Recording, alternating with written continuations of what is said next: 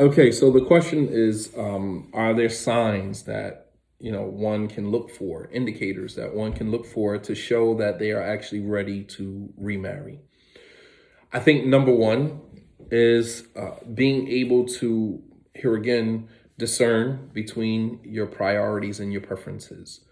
All right, this is the one of the main things that should come out of a previous experience of marriage, and this is why the Prophet ﷺ said, "Athayyibu ahaqqu bi nafsiha min waliha," that the woman who has been married before, a thayyib, a matron, who has been married previously, she has more right to decide who she wants to marry moving forward than her wali.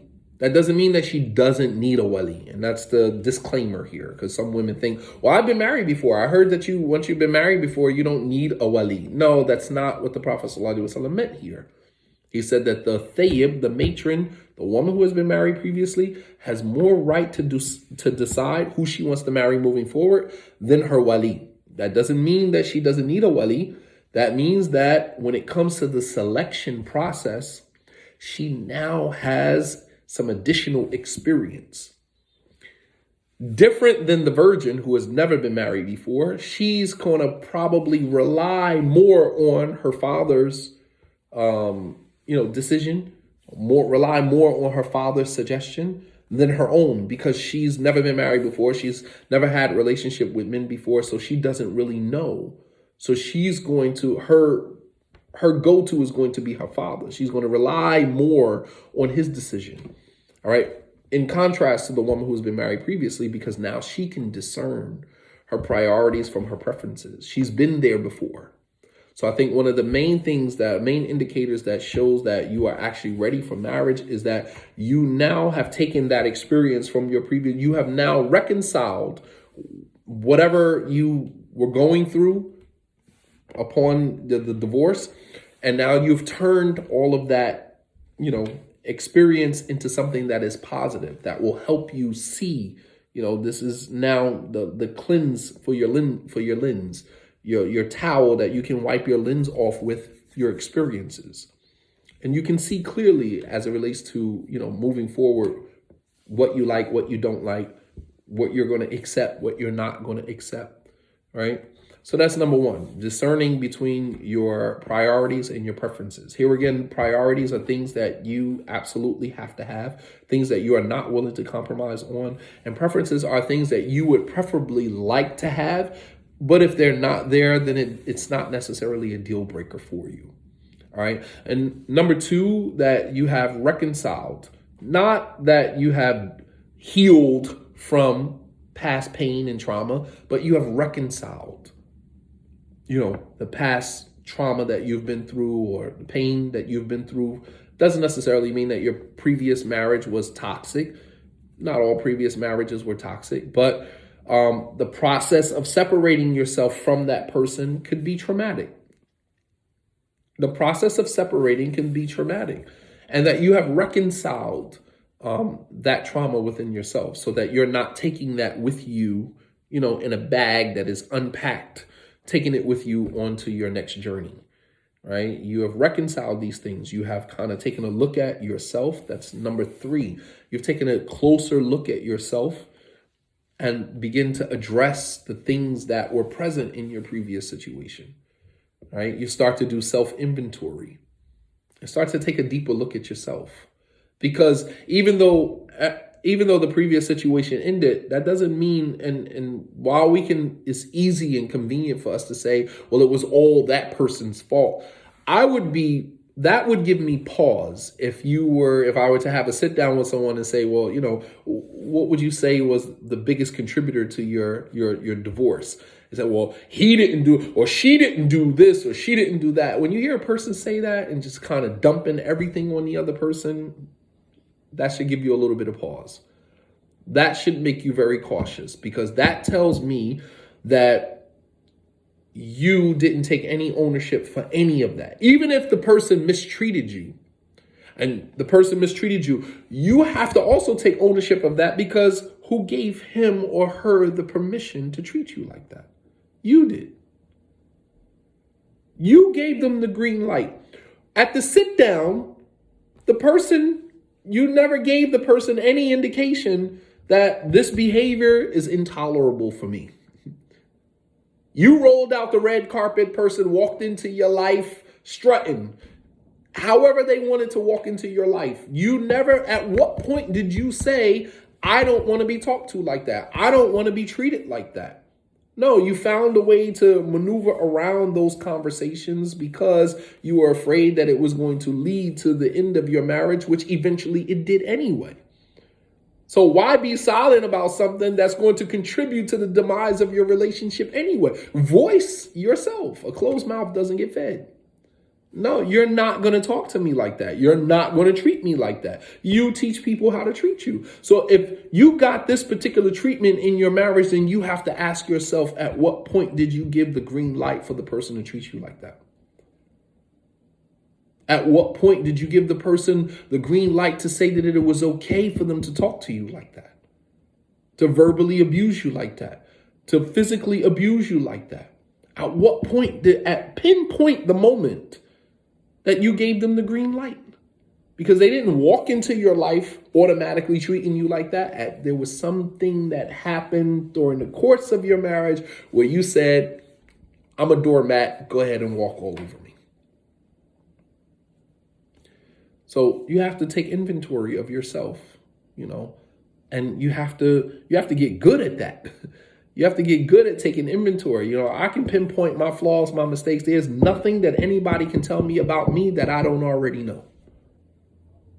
But some people go into a marriage and person's pointing that out to you and you're just like, this is a new revelation. Like you've never heard this before. Like nobody has ever told you that you are disrespectful. Disrespectful where? How did I disrespect you? Where did I disrespect? It's like everything about you is disrespectful. Your nonverbal communication is disrespectful. And you're acting like this is some new revelation that you just heard. People have been telling you this your whole entire life. And now all of a sudden somebody bring it to your attention. It's just like, where, who, what, where? Me? Me? Yeah, you. What are you talking about? Yes, you. But here again, that's because we're not doing the inventory. We're not taking stock. We're not taking inventory of ourselves. And it's unfair to the person that you are welcoming into your life. In Islam, we have a tradition in Islam that we are to honor our guests. And I want us to look at our marriages like this. Right?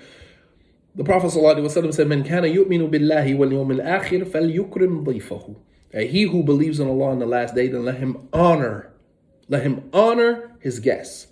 The same word that the Aziz used to Zulaykha when he purchased Yusuf off the human auction block. He purchased Yusuf and he took him home and he said to his wife, Akrimi mathwai. Ikram, al-karam, to honor his stay. I purchased this boy off the human auction block. I brought him home. Honor his stay. As long as he lives with us, honor him. The same word that the Prophet ﷺ used, that whoever believes in Allah on the last day, then let him honor his guests. A spouse is akin to a guest in your house, in your life.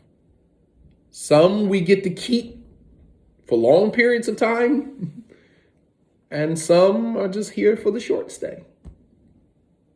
But whether the person is a guest in your life for the long haul or there for a short stay, honor the person's stay.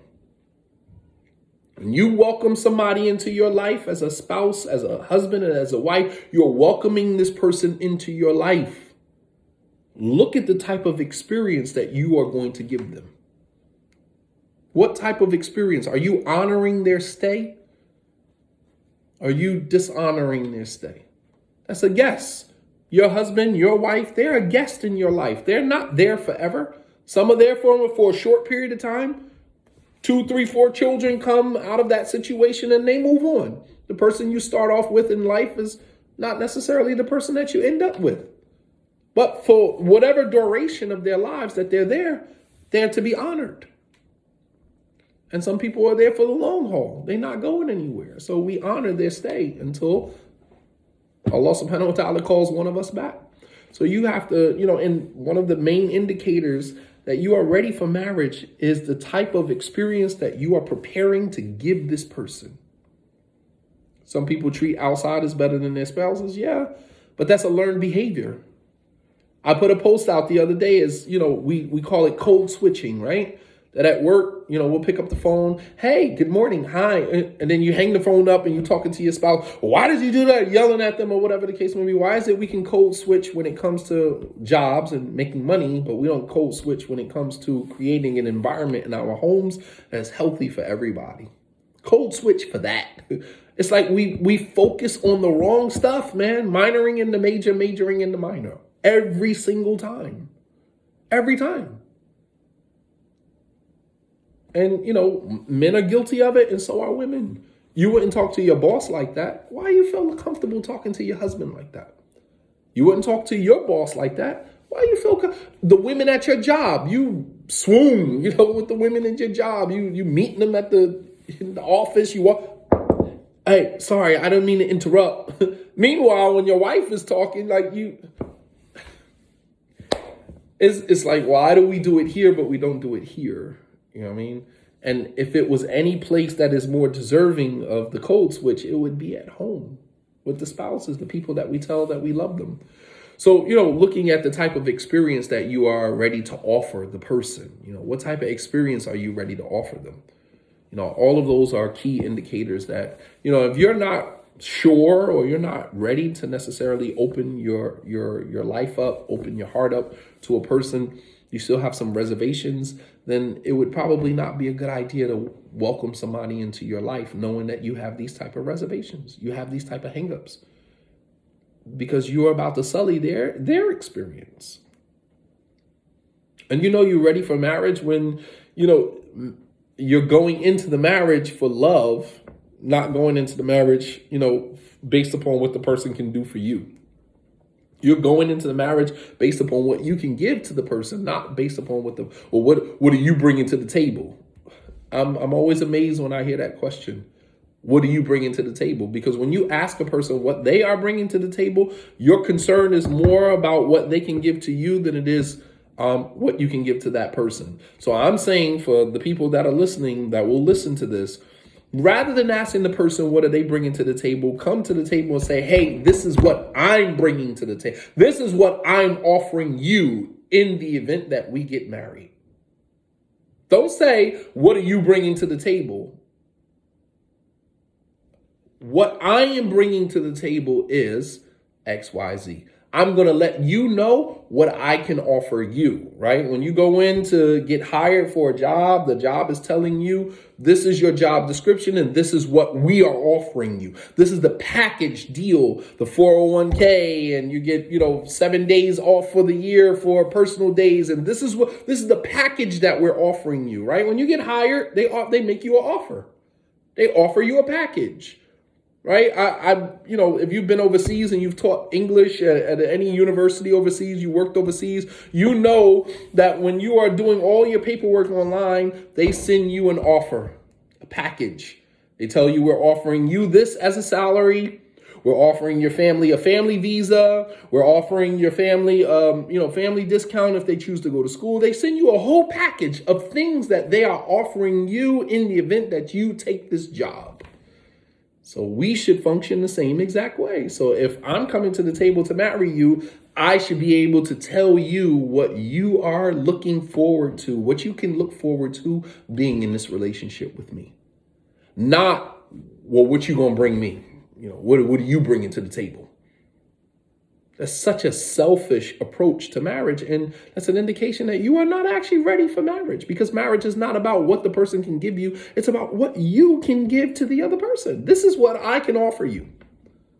I can offer you trust, fidelity, honor. These are things that you can expect from me. Respect, you can expect those things. That's the bare minimum of what I can offer you. I can offer you a home. May not be the best of home, but that's my home. That's what I can offer you. I can offer you food. I can offer you clothing. I can offer you the bare minimum of what Allah tasked me with giving you as my wife. That's what I can offer you.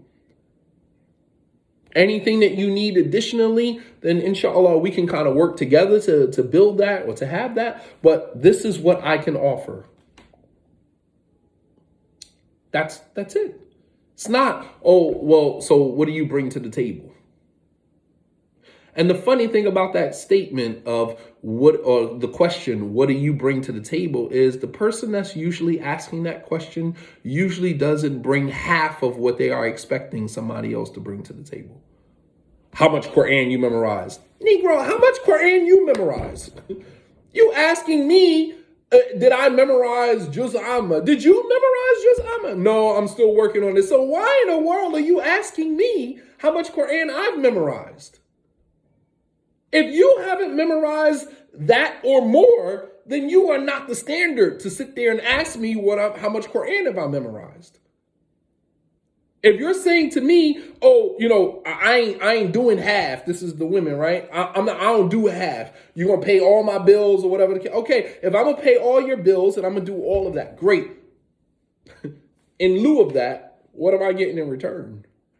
Am I getting disrespect, loose lip? I'm getting, attitude. I'm getting the bare minimum of what any Muslim spouse should be given. Like, what am I getting in return for that? You're making all of these demands, but what are you offering in lieu of those demands? In our religion, we don't make demands if we cannot meet those demands with equal demands. This was the whole reason that the Surah Mutaffifin was revealed. وَيْلٌ لِلْمُطَفِّفِينَ الَّذِينَ إِذَا اكْتَالُوا عَلَى النَّاسِ يَسْتَوْفُونَ وَإِذَا كَالُوهُمْ أَوْ وَزِنُوهُمْ يُخْسِرُونَ. Woe be to those who shortchange people. When people owe you, you demand all of your money up front because you ain't taking no losses. But when you owe people, you want to give them a little bit here, you want to give them a little bit here, a little bit there until you all paid up. It doesn't work like that. If you demand yours in full, then you should be willing to give it in full. That's a fact. That's how it works. So